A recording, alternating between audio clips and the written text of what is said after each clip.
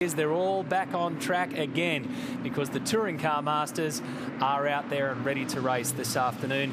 In commentary, we've got back-to-back winner of the great race in 1998 and 99 and back for his 21st Bathurst. The son of Jim, Steve Richards, is alongside Aaron Noonan. And Matty, he reliably informs me he will not be biased towards his dad, Willie. Willie or Willie? Well, I might celebrate if he gets up into that number one. Well, he's not at the moment, though, but he is in terms of the championship. He leads the points coming into this weekend, but Glenn Seaton away from Touring Car Masters for 12 months in a big Falcon with number 30 on the side, and he's put it on pole.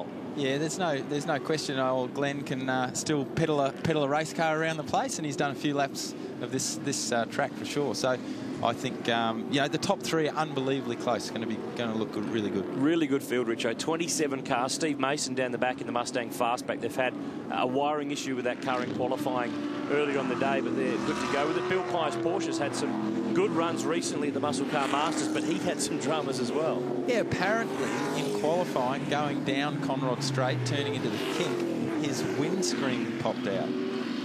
I wouldn't recommend it. It's the last place you want your windscreen coming out, and I think that might have mucked up a few guys' qualifying laps with the debris and corruption that was a catalyst from that. Here are the championship points, and it's Jim Richards on top, 29 clear of Andrew Miedecke. Remember, John Bowe was forced to sit out the last round at Sandown supporting the 500 after an altercation with an official earlier on the weekend. So he's gone from a dominant championship lead to now having a chase, and we're at the second last round this weekend. So he's running out of time to earn that ground back. Yeah, that's right. And isn't it great? You've got Ford, Holden, Chevrolet, Porsche.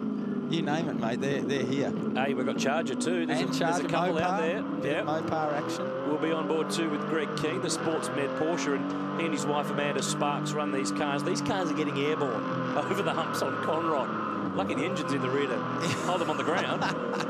It's not something I'd be wanting to do, that's for sure. A little bit different from your Carrera Cup car, I'd say. Ours are nicely glued to the ground, thank you very much. How's that going so far this weekend? We'll see you in action so tomorrow. far, so good. We've had one practice session so far, and we're number 2's coming up after V8 Supercar qualifying. Great field of cars, great mix. Look at the different colours and names, and on the front two rows of the grid, I've done some numbers, 99 combined Bathurst 1000 starts between Glenn Seaton, Andrew Miedecke, Jim Richards and John Bowe. It's a Hall of Famer superstar front end of the grid. Well, it just goes to show too, you can never get that Bathurst itch out. You know, these guys, they could be kicking back in their lounge chairs watching at home, but they choose to get out there and get in these great old cars.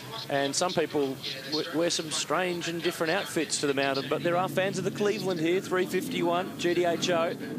And Beautiful. Seaton will start at the front in one of them. This is the Doug Westwood car. He drove it here last year, actually, but they had some problems, and they've done a lot of work, done a lot of testing, and they've got themselves sorted, and they're back at the mountain with Glenn at the helm. Remember, he won here a couple of years ago when he drove the big two-door coupe that Keith Kasuki now drives, and that car starts from position 5 in this race. So let's see if Cito can come back in a winning way. Well, that was Cito's first ever win at Bathurst. Yeah. So there you go. He tried so many times to win the 1000. He tried 26 times. Just goes to show how this place can make you or break you. And just because you keep coming back year after year, it doesn't owe you anything. No, that's exactly right. We've got one of the Chargers into pit lane, so hopefully we'll see him back out on track. That's Mick Wilson bringing that car in, the 43 car, long-time Touring Car Masters runner, the 72 Charger. And if you recognise an E49 Charger, there you have it, right there. One for the Chrysler fans. The rest of them are a bit further back on the pack. Greg Crick starts 13th. There he is, just the bottom right of shot in that black number 75 Charger. So it's Seaton versus Miedecke, Jim Richards versus John Bowe, Keith Kasuki and Brett Youlden next from Paul Freestone, Adam Bressington, Eddie Abaldisa and Cam Tilley. It's Mustangs, it's Camaros, Falcons, Monaros. Let's turn back the clock. Let's go old school. 7 laps ahead in Touring Car Masters. First race of the weekend, round 7 of the championship. They held them for a little while, and there's a car that was stalled for a little while on the grid. The yellow flags flew, but Greg Crick's got running. They have had engine problems with that car this weekend, but Seaton has been slow away. They've gobbled him up down to turn 1. Ooh, glass and all sorts of stuff there. But at the front, there's been a change. I don't think Crick is going to last long. No, that's terminal. Try and turn that off, Cricky. That's no good. Up front, it's Andrew Miedecke who's taken the lead. John Bowe going for second on Jimmy Richards, and the pole man leads Seaton back to fourth. Yeah, I'm not sure we didn't quite catch that. There's a bit of action going back there. But anyway, Cedo will be in this mix. Don't worry about that. With 3:51 down the straight, she'll crank up and he'll make a mile. Plenty of grunt from that sucker, there's no doubt. Trying to go with him, that lurid green Monaro is Brett Yulden. Brett always has a big go. So if he's got a sniff of the leading group. Speaking of sniffing, I wouldn't want to sniff the Charger at the moment. It's a bit oily. Oh, we got another one off there. What's happened there? Looks like that's right rear. Sitting down a little bit in the right rear. William Vining, Mustang, one of the debutantes. But was that a car wide? Yeah. No, they all look all right. No problem. Miedecke to the lead. Oh, yeah, it was. I thought there was someone in the fence. It was a very sharp flash. Paul Freestone in the Camaro, and he's hit the wall at what we call the grate over Reed Park, where you run out close to the wall and it's dragged itself all the way along. Yeah, cold tyres. That's really... and a detached tyre. Loose tyres. Cold and loose. Come back. Where are you going? Or actually, that's not one of his. Oh, and that's Wayne Mercer. Safety car's out. And this tyre's keen to get back to pit lane.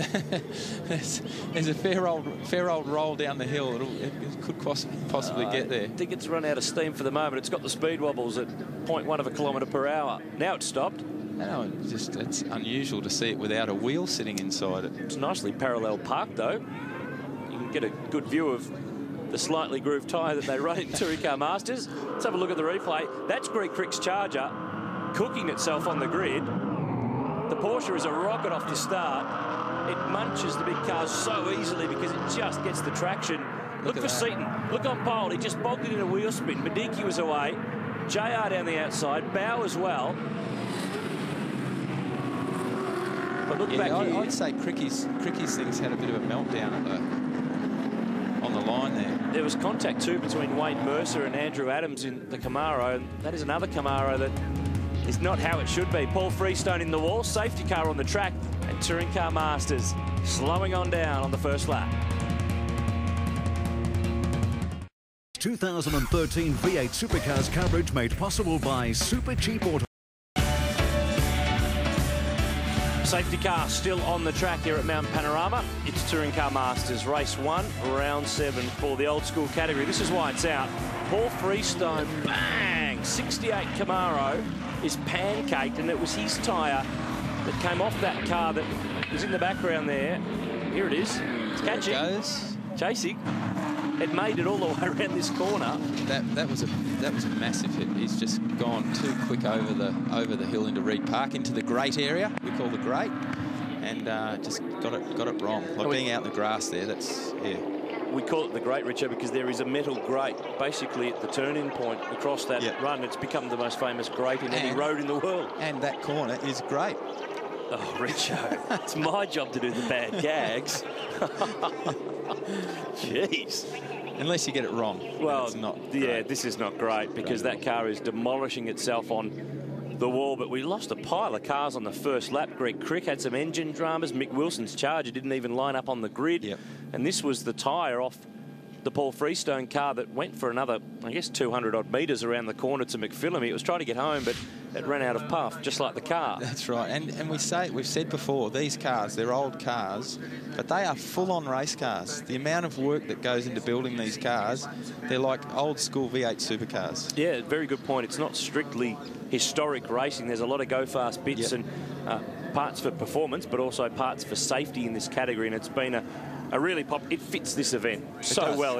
It's exactly where we've come from to where we've ended up in terms of our top level of tin top racing. This is Wayne Mercer's Falcon in the lane. He's got some damage. I think that was from the first corner of this race where he and the Camaro of Andrew Adams got together. But it's Andrew Miedecke who leads the way. We're on lap 3 now under safety car. So we've really only got half a lap of green flag action. We're not too far away. They've got that all cleared up all pretty well. I would expect that this lap will go racing again. So it's Andrew Miedecke in the lead, John Bowe second. Glenn Seaton on pole is 4th, and this is why. Replay of the start, jumps away, wheel spin, and the other 3 just get a better run. Yeah, that's right. Cedo just probably, compared to the other guys, and I know exactly what this is like from my race start at Sandown, when you haven't been driving these cars for a while, they are tricky to get off the line. And if you've got too much wheel spin, not enough. Obviously, the ideal situation is just to literally drive it off the line like you're pulling away from the lights. But here we go, Cricky's car. She is all over right there. It made it about a quarter of the way up Mountain Straight before he wisely decided to pull it off to the grass and park. But he was still in there. He was still trying hard. Going to get into turn one as well as he could. Great. Have a look at these cars, though. Camaro, Mustang and the like. It's really great stuff. There's one round to go after this weekend at Phillip Island. 6th time that TCM's been to the mountain, and only missed 1 year since they first came here. They've been a really popular part of the Super Cheap Auto Bathurst 1000. And remember, there's actually 2 classes. The Class A cars at the front are over 5.1 litres, and Class B, the Pro Sportsman category, is for up to 5 litres. But up here, if you're not in Class A with all this straight line stuff, you're probably going to struggle. Across the top, though, in a Porsche, absolutely, you're a chance. Yeah, that's right. And the Porsches had a few upgrades this year for both in engine and tyre size, and they've really come into their own on some of the smaller tracks. We've actually had Porsches leading races. We've had them win too. Yep. Michael Armand had a couple of wins at Barbagallo in Perth earlier on the year, and Bill Pye won a race at Sydney Motorsport Park at the Muscle Car Masters going back, what's that, about a month or so on Father's Day, which you were there, weren't you? Weren't you driving your dad's car? I was. I was having a steer of an old 635 BMW that they made famous here at Bathurst. You parked in a sand trap at turn 1. That's right. 2 of them. See some debris there down Conrad. I reckon there was a smashed windscreen too. Back in the pack, it looked like Tony Karanfilovsky, the yellow Mustang that's about 8th or 9th in the queue. He's 10th, in fact. There he is. Have a look at the front of that car. Is that smashed? Yeah, looks like it. Brad Tilley, Cam Tilley. There's Gary O'Brien. Wouldn't mind getting rid of that bit of debris. Yeah. Whatever it is. It should be an easy fix for someone in the safety car. We're looking like going racing again. Lights are still on. Andrew Miedecke is in front. We might take a quick break though, Richo, before we get back underway at Bathurst under safety car in Touring Car Masters.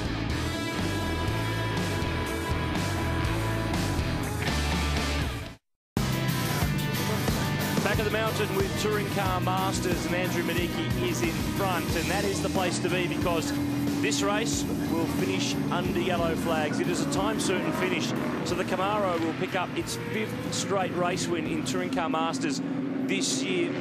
He won a race at Muscle Car Masters and then all 3 at Sandown, Stephen Richards. So not the way, though, he would want to win another one. No, that's right. These guys love getting out there and having a race, and that's a real shame.